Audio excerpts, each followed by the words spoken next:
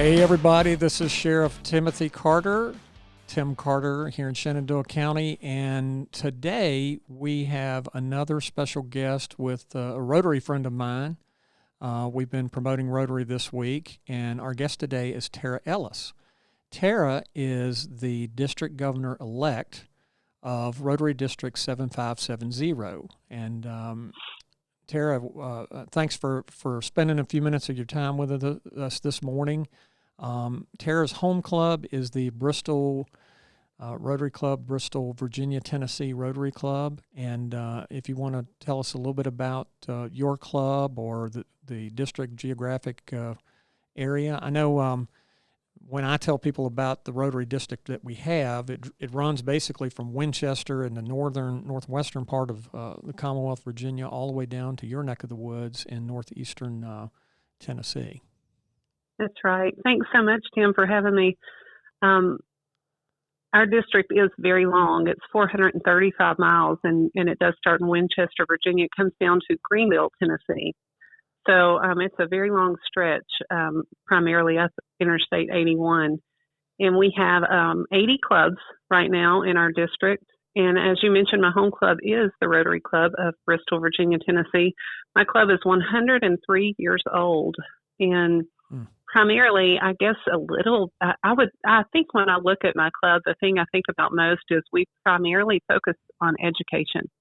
We do lots of other types of projects, but education's always kind of been our home base, and things from district sponsored things like Rotary Youth Leadership or scholarships that might be available. But my club also does some other scholarships that we offer locally. We have academic achievement banquets and lots of things to promote education and to promote the students. But probably the thing that excites me most is our celebration of those who educate, not just those who get educated. So one of our signature projects is a teacher awards program, and we just recently held our 34th annual.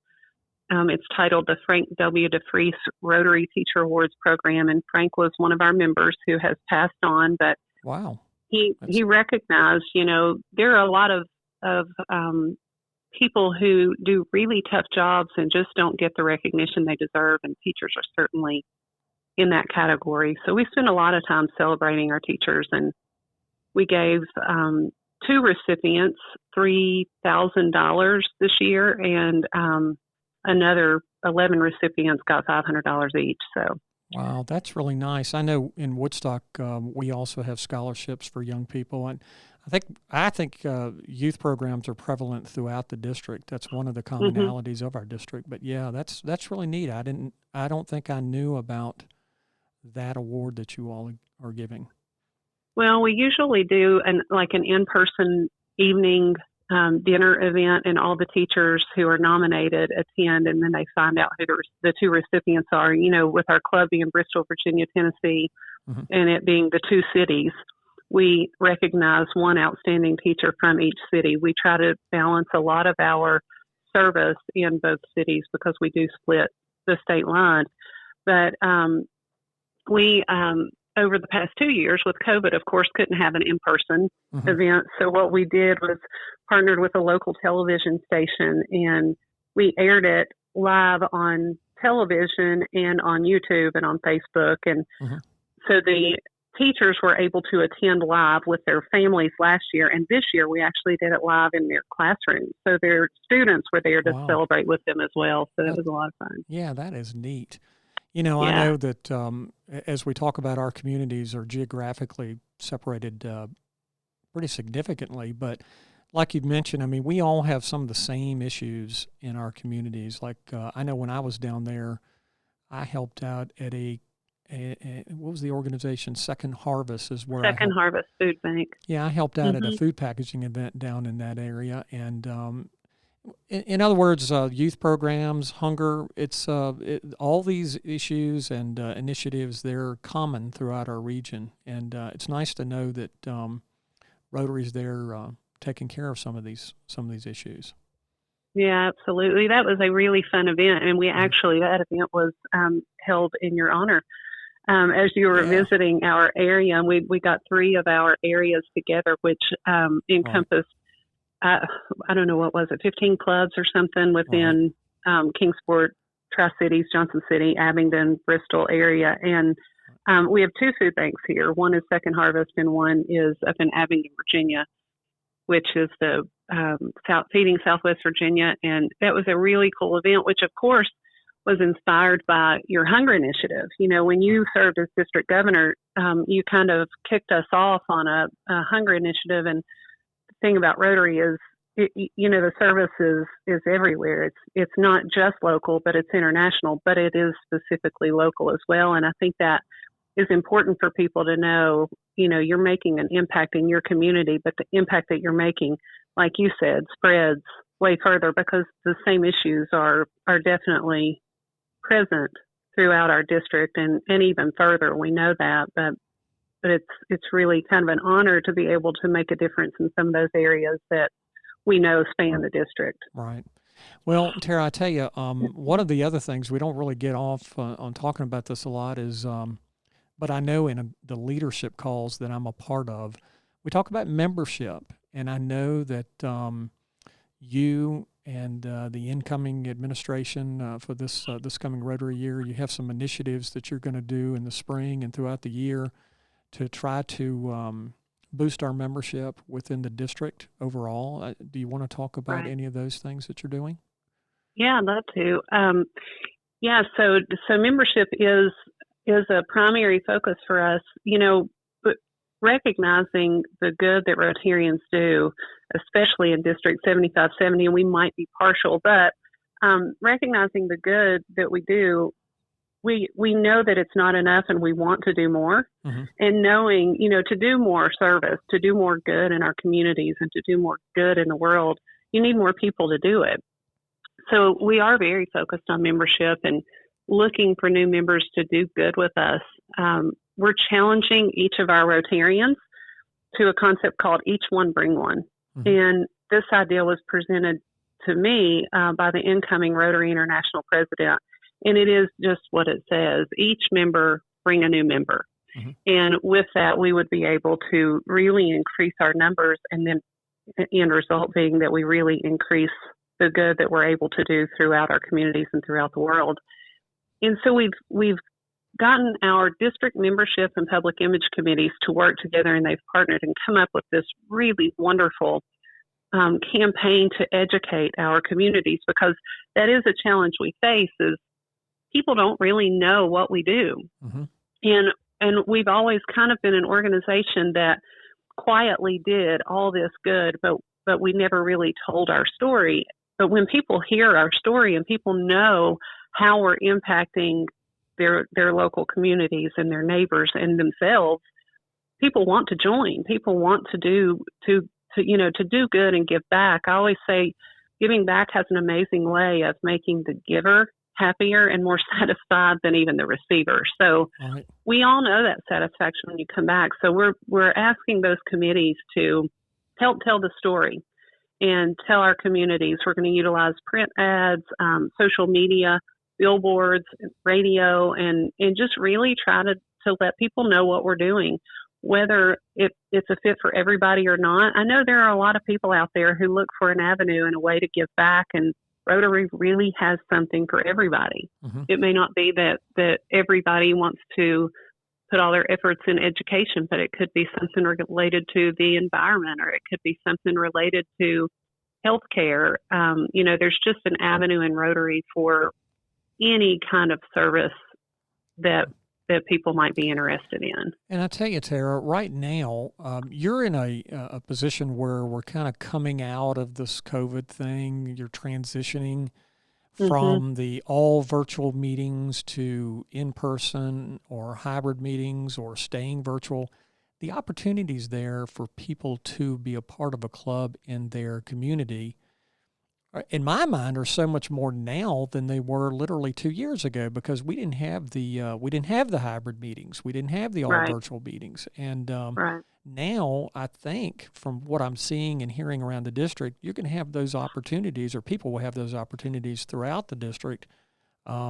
So it's a great time to get involved in Rotary, and it doesn't mean that you have to physically go to a meeting every day, or not every day, but Right. every week. But you have these options that we didn't have available before. Right. That is definitely something that the district has embraced, and I know that clubs are planning to continue because it, we were forced into change, Mm-hmm. and thank goodness that we were, because what it did was show us that we can be flexible and we can meet people where they are. So maybe you're not in a position with your job that you can leave every Tuesday at lunch. Well, that's okay. You can dial into the call, or you can Zoom into the call, or whatever it is that club does. But there's flexibility that allows people to be a part and not restricting them to that weekly meeting. So, Right. as tough as it's been, I think that's definitely a benefit that's come out of the situation we've all experienced. Right. Yeah, I think that's actually one of the the bright things that I look at it. You're right. What I've learned by traveling around the district, our district has so many good people, so many innovative people, and the thoughts and things that they're doing out there. And this is just one of them, is actually finding another way so that we can communicate, so that we can be together, so that we can do good in the community. And it doesn't, like you say, have to be every week at a certain time Right. physically. I mean, it can be Right. done in a host of other ways. Yeah, it's definitely an exciting time in Rotary. Mhm. Another one of the things I know that as the district governor, you lay out a plan of goals and expectations for the various clubs in your Rotary year, and your Rotary year is 2021 to 2022. Do you want to talk about any of those initiatives or those plans or goals that you've set for the district? Sure, I'd love to. I'm really excited about upcoming goals for our district. I've kind of narrowed it down to four and Mhm. presented these as we did our trainings this spring. And so we've already talked about each one bring one. Mhm. We know we need to focus on membership, and we know we need to bring more people in to do more good, and that's one of our initiatives. But additionally, we're going to have what's called Rotary Days of Service in our communities and invite our communities to be a part of those days of service.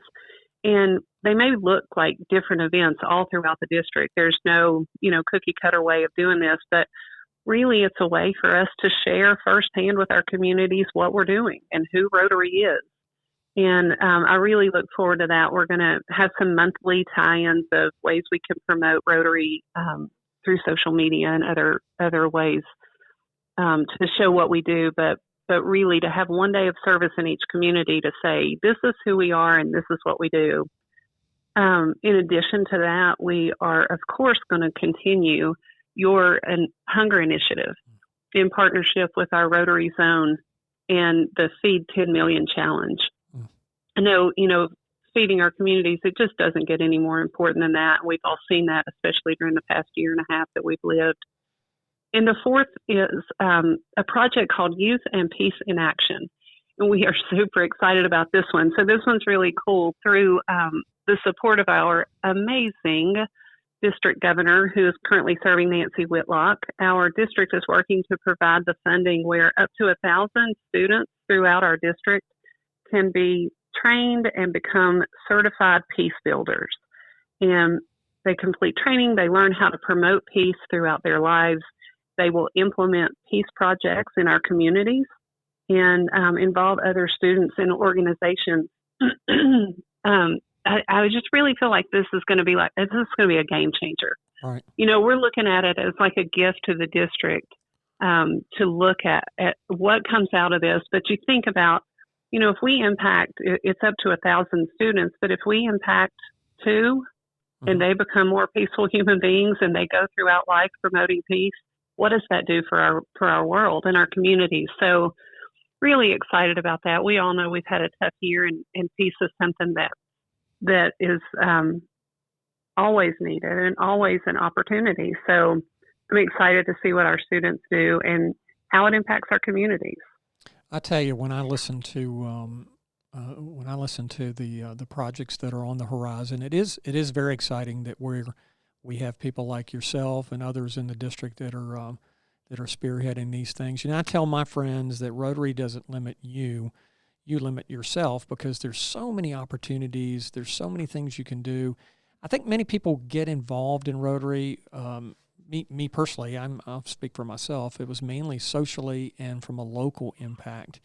But the more I have had contact with the people that I've met through the district and through the world, these international projects, the regional projects, the zone projects mean a lot to me, and those efforts are certainly something that I never even knew about until I really got involved in Rotary. And I seem to remember that you something that we haven't talked about. It's not really a project, but it is something that we offer in our district. Is a program called Youth Study Exchange. And I think, as I recall, you were the team leader on a youth study exchange, I believe, to India. Can you tell our listeners a little bit about GSE? Sure. So Group Study Exchange is a program where we have a team leader. I did serve as the team leader, and I led a group of 4 young professionals who do not have to be Rotarians. But primarily or historically, these have not been Rotarians. In the past few years, we've had a mix of younger professional Rotarians and non-Rotarians. But you go, and it's a truly immersive experience. We traveled to the state of Gujarat, India, and we were there for a month. And I will tell you that this is not a vacation, and it is certainly not a relaxing trip. It is hard work, and it is busy. But the purpose of it is to have a cultural and vocational exchange. So we lived in the homes of Rotarians, and we were not together. So each of us were in a different home, and we were submersed into that culture and lived with those families. We moved every 3 days and would move to a new city and live with a new family. And in each of those cities, they would partner us for the vocational aspect. They would partner us with people who are in our like industries or people who are in our like positions, and you would go to work with them and you would learn from them and share best practices. And it was just really amazing to experience, that consistent, a month is a long time, but it sure flew by, but that consistent, different culture, different way of doing things, and learn an appreciation for what you don't understand about another culture. And the end result of a cultural and vocational exchange ends up being peace. And it's really hard once you understand another culture or another person.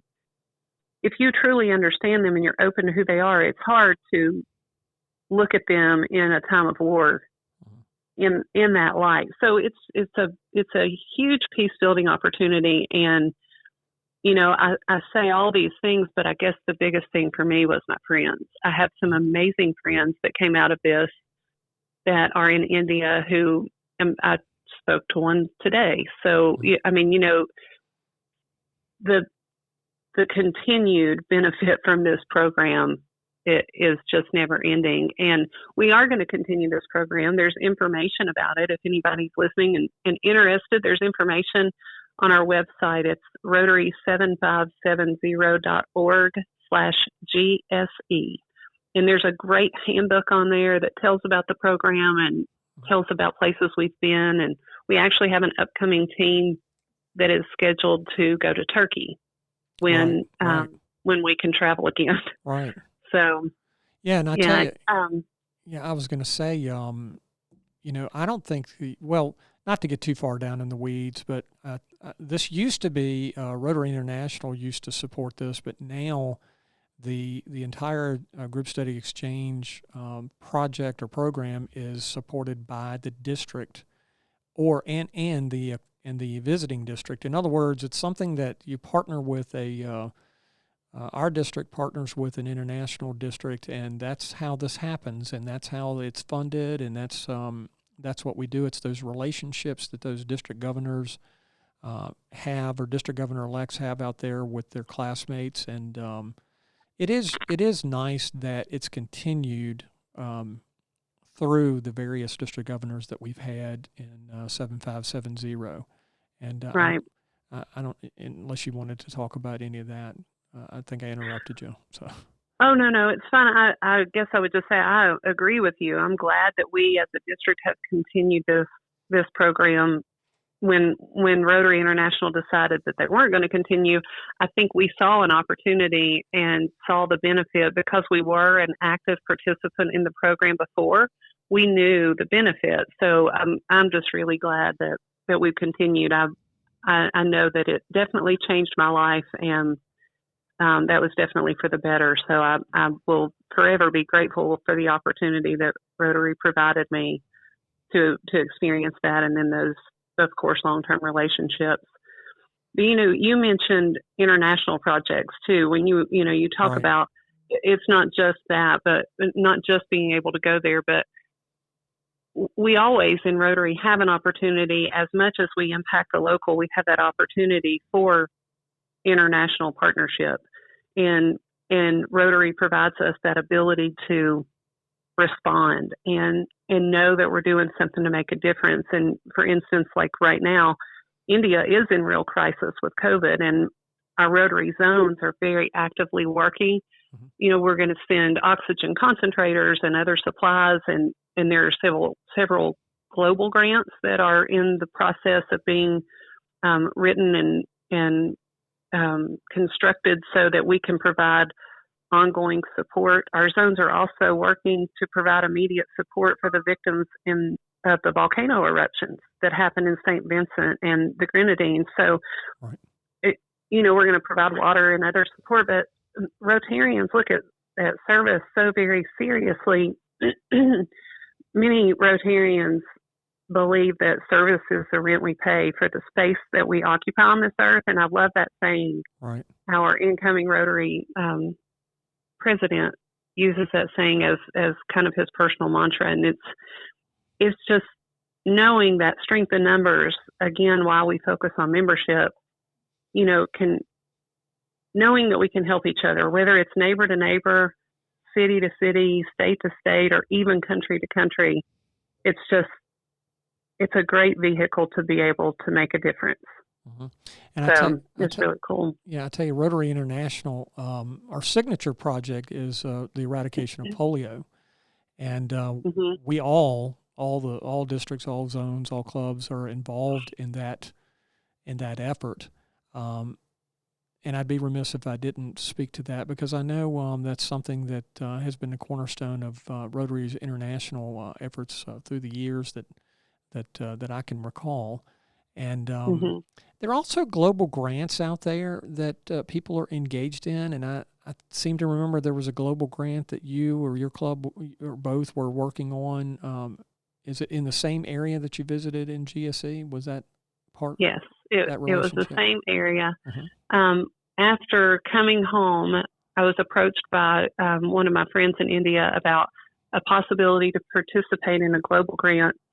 While we were there, we visited lots of Rotary-sponsored hospitals while we were there. Right. And in those hospitals, almost every hospital we went into, we saw patients receiving dialysis.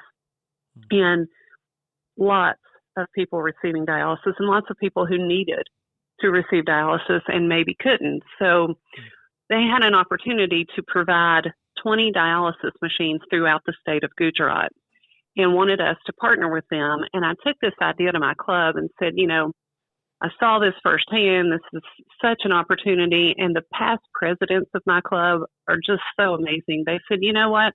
We want to take this on as a past president's initiative. So just the past presidents of the club raised more than $10,000. And it was like a matter of a week.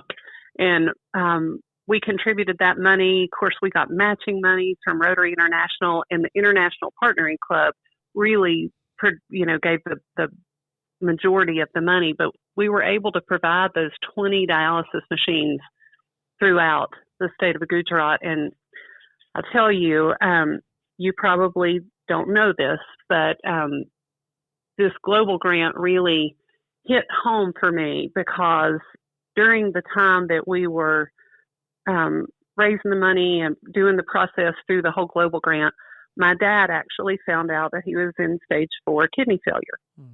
and that he needed a transplant or he would end up on dialysis. And knowing our situation is different, I mean, we're very blessed. My dad received a kidney transplant last summer. He's doing great. Mm-hmm.